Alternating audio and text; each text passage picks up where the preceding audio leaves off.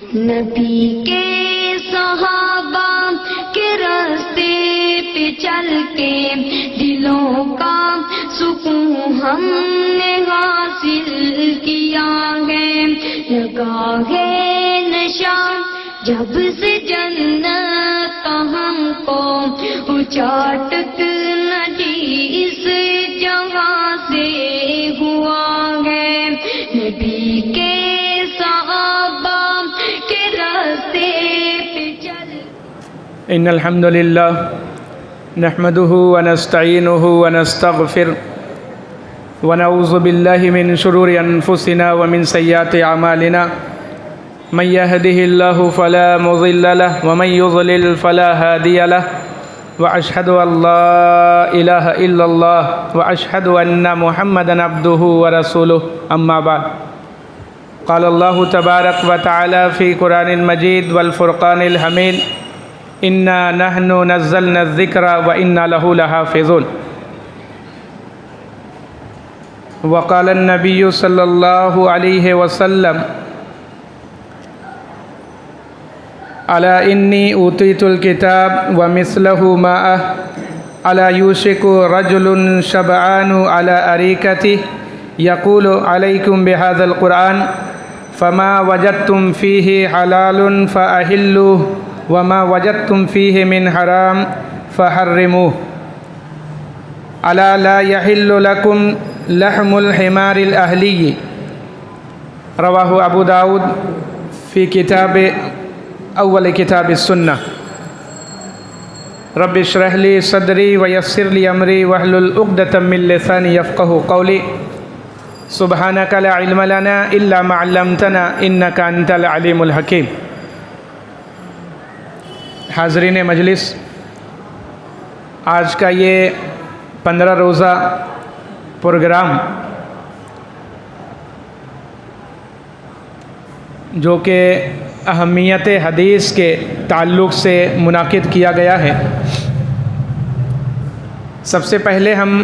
آج کے اس درس میں معلوم کریں گے کہ حدیث کسے کہتے ہیں اور حدیث کی لغوی اور اصطلاحی تعریف اور اس کا ڈیفینیشن جو ہے وہ کیا ہے۔ عربی زبان میں حدیث کہتے ہیں الحدیث والکلام، کسی بھی نئی چیز نئی بات کو حدیث کہا جاتا ہے، اور اصطلاح میں حدیث کہتے ہیں ما اضیف او ما اسند الی النبی صلی اللہ علیہ وسلم من قول او فعل او تقریر او صفہ۔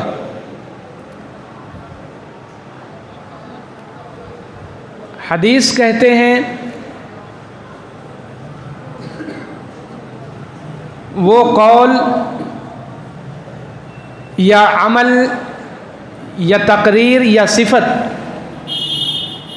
جس کو نبی کریم صلی اللہ علیہ وسلم کی طرف منسوب کیا جائے یا جس کی نسبت کی جائے۔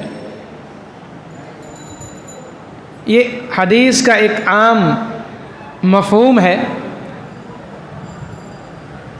جو اصول حدیث یا پرنسپل آف حدیث کی کتابوں میں منقول ہے۔ اب رہا سوال کہ حدیث کی اہمیت شریعت اسلامیہ کے اندر اور حدیث کی اہمیت امت اسلامیہ کے اندر کتنی ہے، یا اس کی اہمیت کس طریقے سے واضح ہوتی۔ اللہ کے نبی صلی اللہ علیہ وسلم کو اللہ تبارک و تعالیٰ نے اس دنیا میں اسوہ اور نمونہ بنا کر کے ساری انسانیت کے لیے بھیجا، اور اس اعتبار سے آپ کا ہر قول، ہر فعل، ہر عمل، ہر تقریر اور ہر صفت جو ہے وہ امت اسلامیہ کے لیے لائق اتباع اور لائق پیروی۔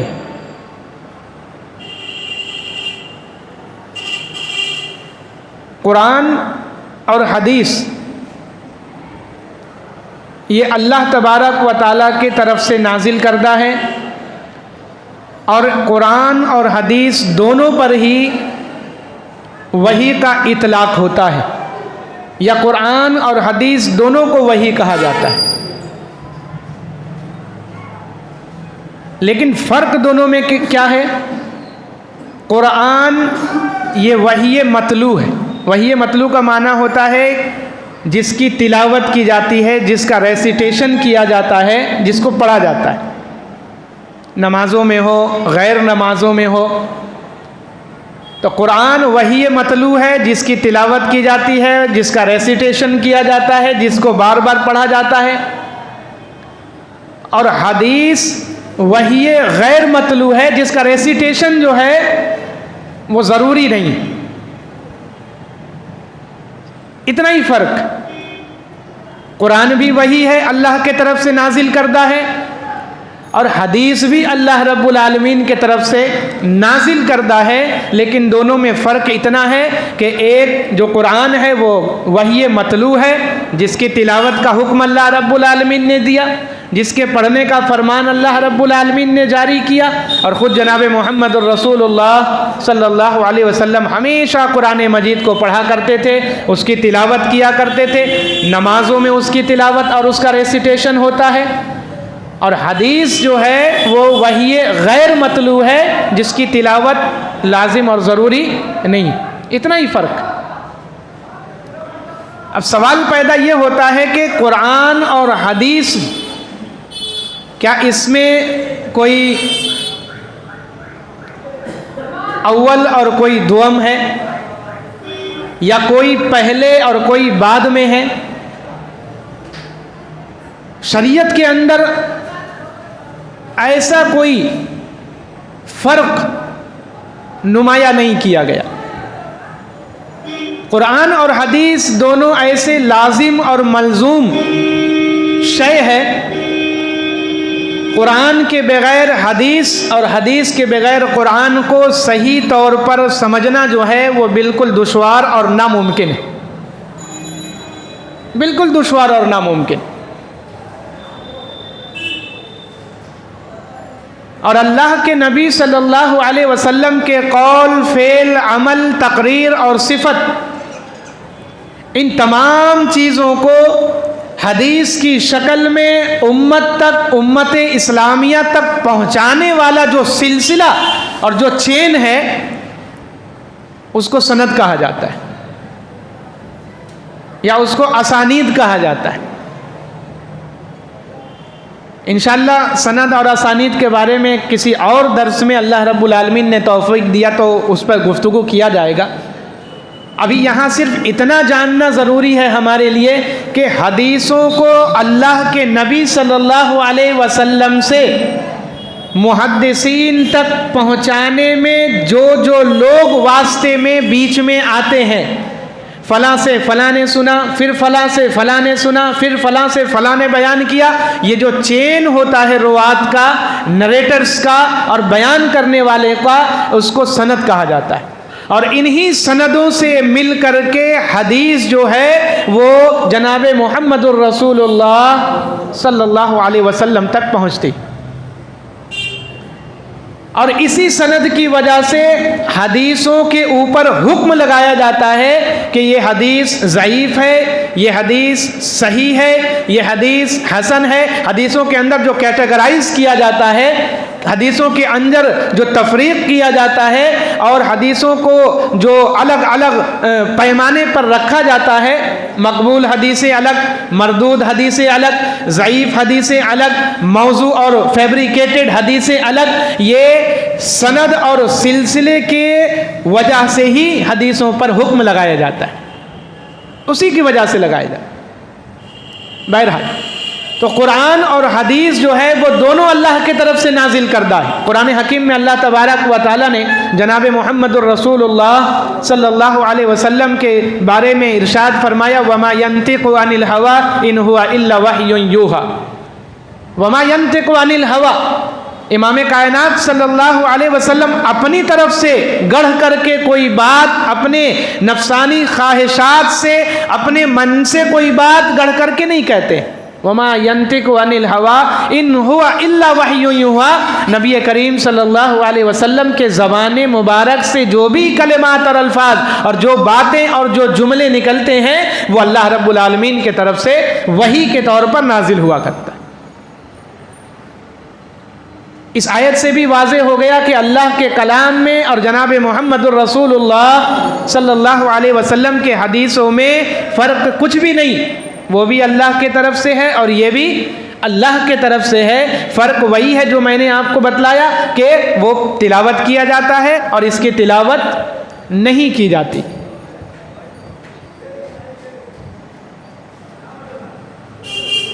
قرآن حکیم کو اچھے طریقے سے سمجھنے کے لیے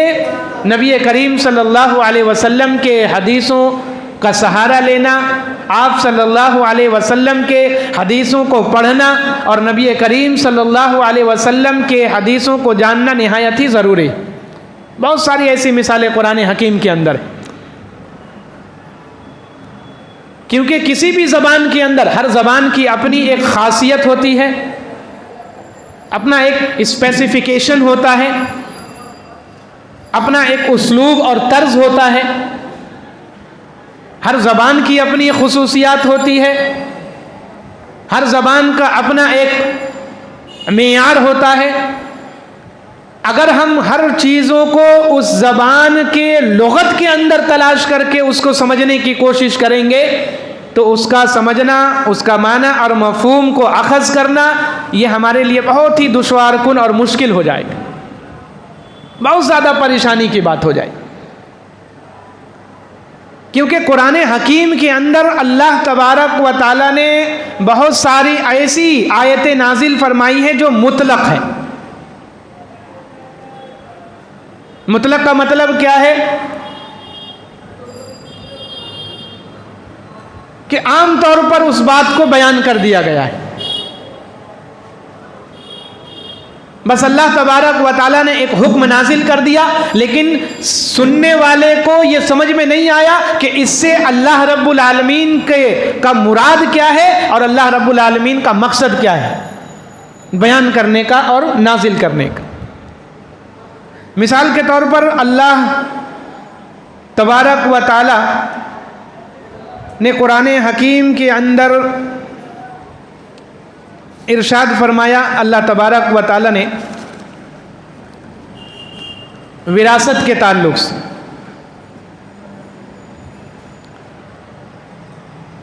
وراثت کی تقسیم کے تعلق سے،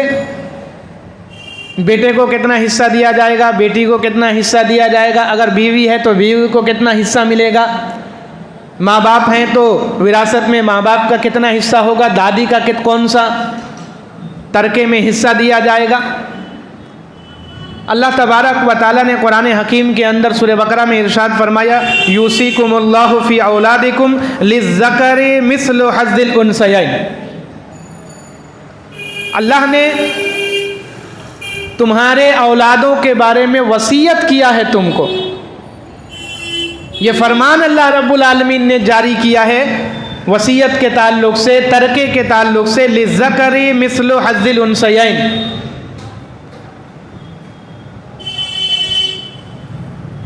دو لڑکیوں کو ترکے میں اور حصے میں جتنا دیا جائے گا ان دونوں کے برابر لڑکے کو دیا جائے گا،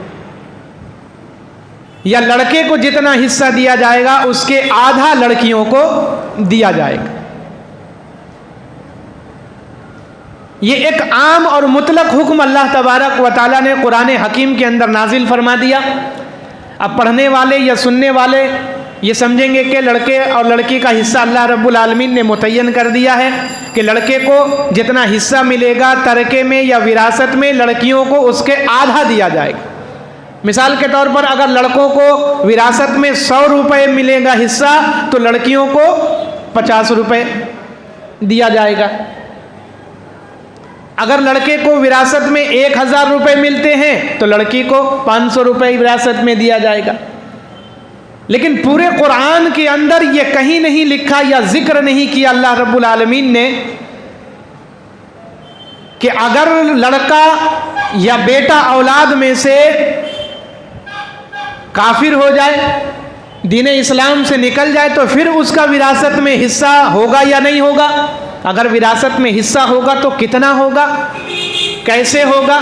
پورے قرآن کے اندر اس کا ذکر اللہ تبارک و تعالیٰ نے کہیں بھی نہیں دیا۔ حدیثوں کو پڑھنا، سمجھنا، اس پر ایمان اور اعتقاد رکھنا کیوں ضروری ہے؟ یہ ایک دو مثالوں سے میں آپ کے سامنے پیش کی۔ پہلی مثال اس کی یہ، قرآن کے اندر آپ پورا قرآن پڑھ جائیے، سورہ فاتحہ سے لے کر کے سورہ ناس تک کہیں بھی نہیں لکھا، صرف اللہ نے نازل کر دیا، یوصیکم اللہ فی اولادکم للذکر مثل حظ الانثیین، جتنا لڑکوں کو ملے گا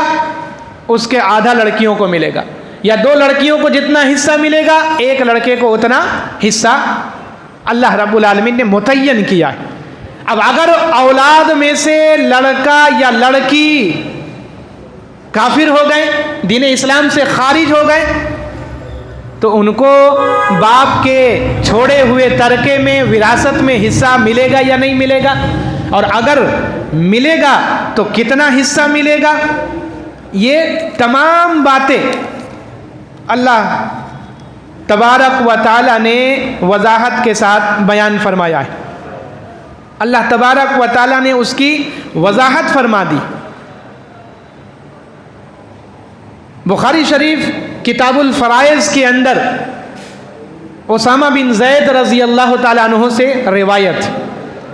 عن اسامہ بن زید رضی اللہ عنہما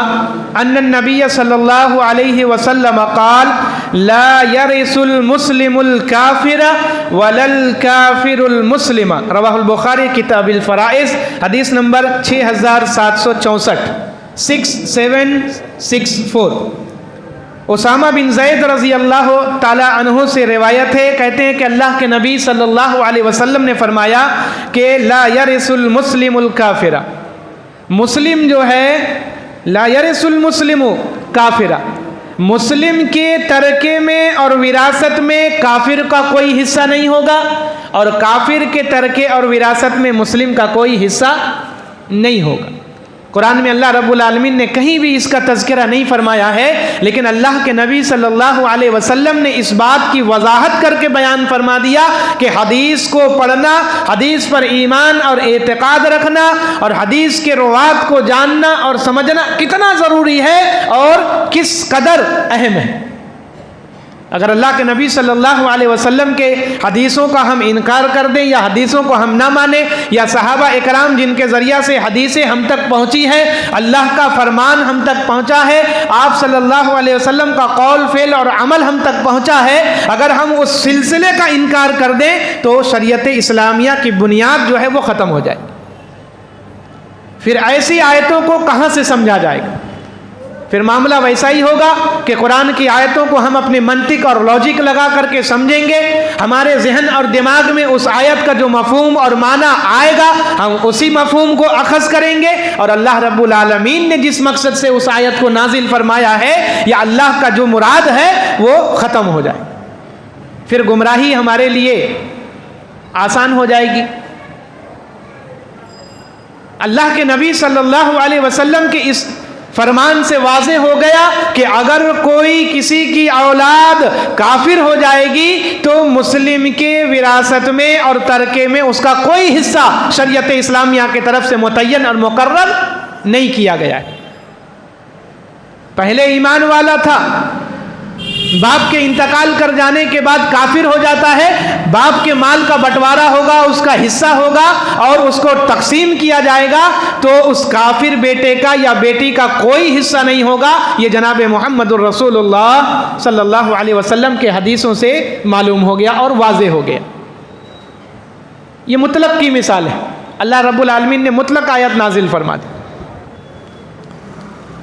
بہت ساری قرآن کی آیتیں جو ہے وہ مجمل ہیں، اس میں تفسیر بیان نہیں کیا جاتا ہے، اس میں ایکسپلینیشن بیان نہیں کیا جاتا ہے، یا کامنٹری اس کی پوری نہیں بیان کی جاتی ہے، بس ایک مجمل آیت اللہ رب العالمین اور ایک حکم نازل فرما دیتا ہے۔ اس کی ایک مثال اللہ تبارک و تعالیٰ نے قرآن حکیم کے اندر ارشاد فرمایا، السارق والسارقۃ فاقطعوا ایدیہما،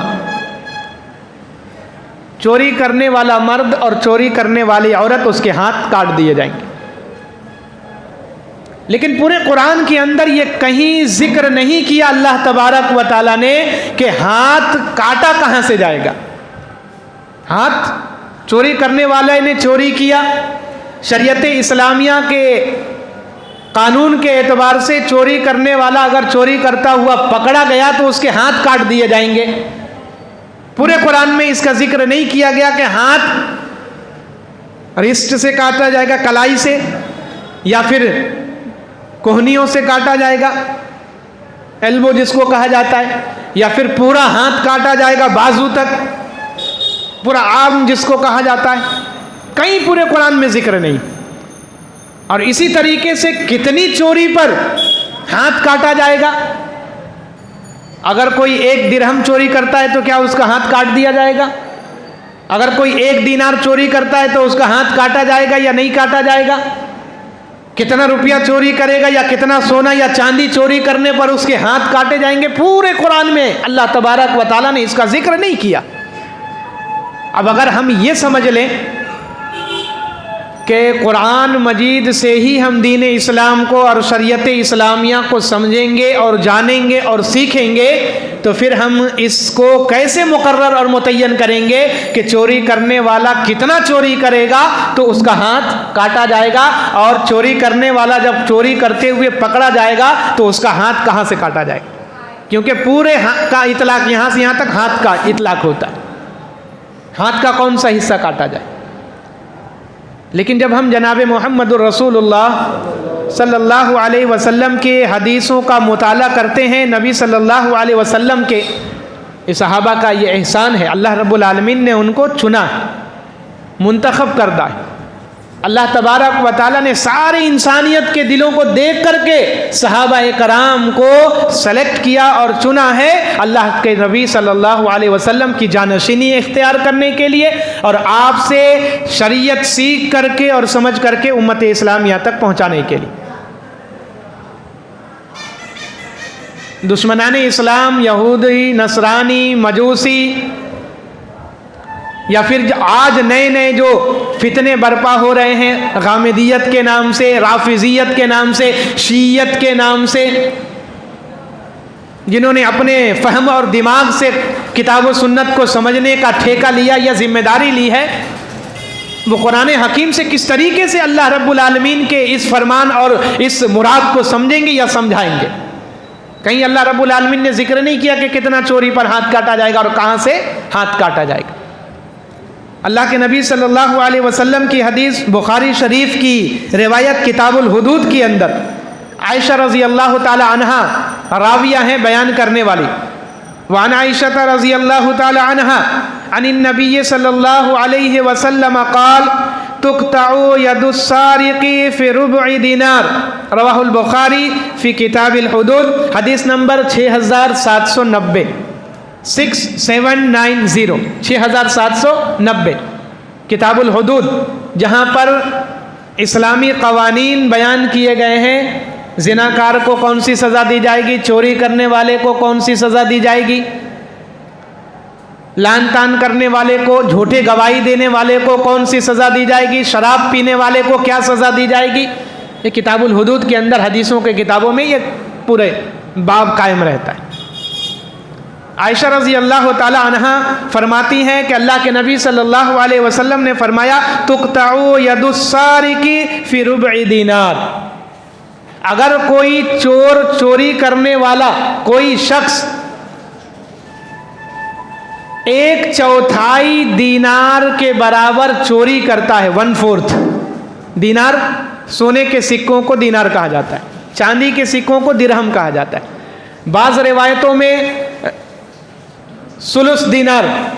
3 دینار کا ذکر آیا ہے، درہم کا ذکر آیا ہے، اور اس روایت میں ربع دینار 1/4 1 دینار کا چوتھائی حصہ. اگر کوئی اتنا چوری کرتا ہے تو شریعت اسلامیہ کے قانون کے اعتبار سے اور جناب محمد الرسول اللہ صلی اللہ علیہ وسلم کے فرمان کے مطابق اس کے ہاتھ کاٹے جائیں گے. اور حدیثوں کے ذخیرے کو جب ہم کھنگالتے ہیں اور غور و فکر کرتے ہیں، حدیثوں کی ورق گردانی کرتے ہیں، تو ہمیں معلوم ہوتا ہے کہ جناب محمد الرسول اللہ صلی اللہ علیہ وسلم نے چوری کرنے والے مرد ہو یا عورت ہو، اس کے ہاتھ صدغی کہاں سے کاٹا ہے؟ کلائی سے. یہاں سے نہیں کاٹا جائے گا، یہاں سے نہیں کاٹا جائے گا، یا اتنا نہیں کاٹا جائے گا، اور اس کلائیوں تک چوری کرنے والے کا ہاتھ مرد ہو یا عورت ہو کاٹا جائے. تو یہ ساری باتیں جناب محمد الرسول اللہ صلی اللہ علیہ وسلم کے احادیثوں کے ذخیرے سے، جو صحیح سندوں سے اور صحیح طریق سے امت اسلامیہ تک پہنچے ہیں، جو پورے آتھینٹک ہیں اور پیوریفائی کر کے ان کو امت اسلامیہ تک پہنچایا گیا ہے، تاکہ امت اسلامیہ اس سے سیکھے، اس سے علم حاصل کرے، جانے، اور اللہ رب العالمین کے کتاب کو اچھے طریقے سے سمجھے، اس کے تفاسیر کو، اس کے مفہوم کو، اس کے معنی کو. اگر ہم یہ مائنڈ سیٹ کر لیں، یہ ذہن اور دماغ میں بٹھا لیں کہ ہم صرف قرآن حکیم سے ہی دین اسلام کو اور شریعت اسلامیہ کو سمجھیں گے اور اس کے علاوہ کسی اور چیز سے نہیں، تو یہ سارے آیات کو ہم کس طریقے سے سمجھیں گے؟ اس ساری آیات کا مفہوم اور معنی کس طریقے سے ہم لیں گے؟ چور کا پورا ہاتھ کاٹ دیں گے؟ یہاں تک کاٹ دیں گے؟ کیسے کریں گے؟ وراثت میں کافر اور مشرک کو بھی حصہ دے دیں گے؟ کیسے وراثت تقسیم کریں گے؟ یہ ساری باتیں جناب محمد الرسول اللہ صلی اللہ علیہ وسلم کے احادیث میں مذکور ہیں. اور یہ فتنہ ابھی کا فتنہ نہیں، یہ جناب محمد الرسول اللہ صلی اللہ علیہ وسلم کے دور کا ہی فتنہ ہے. ابو داؤد کی روایت ہے، اول کتاب السنہ، باب ہے فی لزوم السنہ، سنت کو لازم پکڑنا. وعن مقدام ابن معدی کرب عن رسول اللہ صلی اللہ علیہ وسلم انہ قال الا انی اوتیت الکتاب ومثلہ معہ الا یوشک رجل شبعان على اریکتہ یقول علیکم بهذا القرآن فما وجدتم فیہ من حلال فأہلوہ وما وجدتم فیہ من حرام فحرموہ. مقدام ابن معدی کرب یہ صحابی ہیں، فرماتے ہیں اللہ کے نبی صلی اللہ علیہ وسلم نے فرمایا الا انی اوتیت الکتاب ومثلہ معہ، اے لوگو سنو، مجھ کو اللہ رب العالمین کی طرف سے قرآن عطا کیا گیا، وَمِثْلَهُ مَا، اور اسی کے مثل اور ایک چیز اللہ کے طرف سے مجھ کو عطا کیا گیا. مثلہ کے لفظ سے یہ معلوم ہوتا ہے کہ قرآن اور حدیث کے درمیان کوئی فرق نہیں ہے. جس طریقے سے قرآن پر ایمان اور یقین رکھنا ضروری ہے، اسی طریقے سے جناب محمد الرسول اللہ صلی اللہ علیہ وسلم کے حدیثوں پر بھی ایمان رکھنا نہایت ہی ضروری ہے. یہ ایمان کا حصہ ہے، اور اس کے بغیر نہ اللہ کی کتاب کو سمجھا جا سکتا ہے، نہ اسلام کو سمجھا جا سکتا ہے، نہ شریعت کو جانا جا سکتا ہے. اس حدیث سے واضح ہو گیا. پھر اللہ کے نبی صلی اللہ علیہ وسلم نے فرمایا کہ الا یوشک رجل شبعان علی اریکتہ یقول، قیامت کے قریب ایک شخص شکم شیر ہو کے پورا پیٹ اس کا بھرا ہوا ہوگا، کھانے سے اس کا پیٹ بھرا ہوا ہوگا. علی اریکتہ، وہ تخت پر بیٹھ جائے گا، کرسی لگا کر کے بیٹھ جائے گا. یقول، اور لوگوں کو کہے گا، فرمائے گا، فرمان سناتا رہے گا، علیکم بہذا القرآن، لوگو اللہ کے کتاب کو، قرآن کو لازم پکڑو. علیکم بہذا القرآن، اللہ کی کتاب کو ہی صرف لازم پکڑو. فما وجدتم فیہ من حلال فأہلوہ، اللہ کی کتاب میں اللہ نے جس چیز کو حلال قرار دیا ہے اسی کو حلال سمجھو، اس کے علاوہ کسی اور چیز کو حلال نہ سمجھو. وما وجدتم فیہ من حرام فحرموہ، اور اللہ نے جس چیز کو حرام قرار دیا ہے، اللہ کی کتاب میں جو چیز حرام ہے اسی کو حرام سمجھا جائے، اس کے علاوہ کسی اور چیز کو حرام نہ سمجھا جائے۔ پھر اللہ کے نبی صلی اللہ علیہ وسلم نے اس عقیدے کو جھٹلاتے ہوئے کہ صرف قرآن کو ہی مانا جائے، صرف قرآن پر بھی عمل کیا جائے، قرآن کے ہی حلال اور حرام کو حلال اور حرام سمجھا جائے، اور ایسے شخص کی تکذیب جناب محمد الرسول اللہ صلی اللہ علیہ وسلم نے کیا کہ ایسا شخص جھوٹا ہے، مکار ہے، اور دین کے اندر خلفشار پیدا کرنے والا ہے۔ کیوں؟ اللہ کے نبی صلی اللہ علیہ وسلم نے فرمایا الا لا یحل لکم لحم الحمار الاہلی، کہا کہ لوگوں جان لو تمہارے لیے لا یحل لکم، تمہارے لیے حلال نہیں ہے لحم الحمار الاہلی، گھریلو گدھا۔ ایک گدھا جنگلی ہوتا ہے اور ایک گدھا گھریلو ہوتا ہے، جو لوگ جس کو پالتے والتے ہیں، جس سے بوجھ ڈھونے کا کام وغیرہ لیا جاتا ہے، تو ابتدائی اسلام میں وہ حلال تھا۔ لیکن جنگ خیبر کے وقت سن 7 ہجری میں اللہ کے نبی صلی اللہ علیہ وسلم نے گدھے کے گوشت کو مکمل طور پر حرام قرار دے دیا، لیکن پورے قرآن کے اندر کہیں بھی اس کا تذکرہ اللہ تبارک و تعالیٰ نے نہیں فرمایا ہے کہ گدھا جو ہے اس کا گوشت کھانا ناجائز ہے، حرام ہے اور پروہیبٹڈ ہے۔ لیکن اللہ کے نبی صلی اللہ علیہ وسلم نے، ایک شخص تخت پر بیٹھ کر کے لوگوں کو کہہ رہا ہوگا کہ علیکم بہذا القرآن، صرف قرآن کو لازم پکڑنا، حدیث تمہارے لیے ضروری نہیں ہے، نہ اس کا سمجھنا، نہ اس کا پڑھنا، نہ اس پر یقین رکھنا، نہ اس پر ایمان رکھنا، منع کر رہا ہے۔ اور اللہ کے نبی صلی اللہ علیہ وسلم نے یہ جملہ استعمال کر کے اور یہ مسئلہ استعمال کر کے بتا دیا کہ گھریلو گدھا کھانا یہ ناجائز اور حرام ہے، پروہیبٹڈ ہے، شریعت اسلامیہ نے اس کو حرام قرار دیا ہے۔ لیکن اللہ کے پوری کتاب سورہ فاتحہ سے سورہ ناس تک ہم پڑھ جائیں، کہیں بھی اس کا تذکرہ نہیں ملتا ہے۔ اب ہم اس چیز کو کیسے سمجھیں گے؟ تو اس حدیث سے ہمیں اہمیت حدیث کا پتہ چلتا ہے۔ جناب محمد الرسول اللہ صلی اللہ علیہ وسلم کے حدیث کو قرآن کی طرح ایمان رکھنا، اس کو سمجھنا، اس پر یقین اور اعتماد رکھنا نہایت ہی ضروری ہے۔ قرآن کی بہت ساری ایسی آیتیں ہیں جس کو ہم اللہ کے نبی صلی اللہ علیہ وسلم کے حدیثوں کے بغیر نہیں سمجھ سکتے، اور قرآن کے بغیر اللہ کے نبی صلی اللہ علیہ وسلم کے حدیثوں کو نہیں سمجھا جا سکتا۔ اللہ ہمیں اس بات کی توفیق عنایت فرما کہ ہم جناب محمد الرسول اللہ صلی اللہ علیہ وسلم کے حدیثوں کو وہی مقام دے سکے جو اللہ رب العالمین نے اس کو مقام دینے کا حکم صادر فرمایا ہے۔ ہم اللہ کے نبی صلی اللہ علیہ وسلم کے احادیثوں پر اعتقاد اور یقین رکھنے والے بنے، نبی صلی اللہ علیہ وسلم کے صحیح احادیثوں پر عمل کرنے والے بنے۔ اللہ ہمیں نیک اعمال کی توفیق عنایت فرما، انکار حدیث کے فتنے سے اور اہل قرآن کے فتنے سے اللہ امت اسلامیہ کی حفاظت فرما۔ آمین وآخر دعوانا ان الحمد للہ رب العالمین۔ السلام علیکم ورحمۃ اللہ وبرکاتہ۔